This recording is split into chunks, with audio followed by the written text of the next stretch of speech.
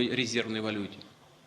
Так нелегитимные действия по заморозке части валютных резервов. Pernyataan terbaru Presiden Rusia Vladimir Putin Rabu tanggal 16 Maret waktu Moskow, diyakini membuat kuping barat terutama Amerika Serikat dan sekutunya kian panas.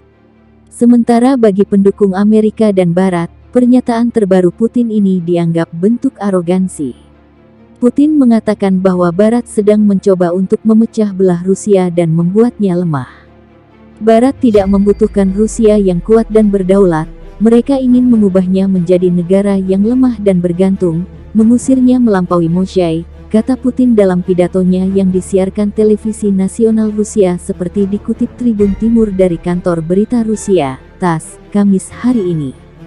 Putin menyebut sanksi ekonomi dari Barat adalah agresi yang sebenarnya.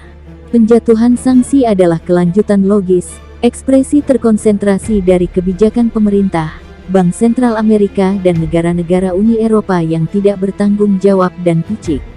Merekalah yang, dalam beberapa tahun terakhir, dengan tangan mereka sendiri membubarkan spiral inflasi global, dengan tindakan mereka menyebabkan peningkatan kemiskinan global dan peningkatan ketidaksetaraan, ke arus pengungsi baru di seluruh dunia, kata pemimpin Rusia itu. Timbul pertanyaan siapa yang sekarang akan bertanggung jawab atas jutaan kematian kelaparan di negara-negara miskin di dunia karena semakin kekurangan makanan, lanjut Presiden Federasi Rusia ini.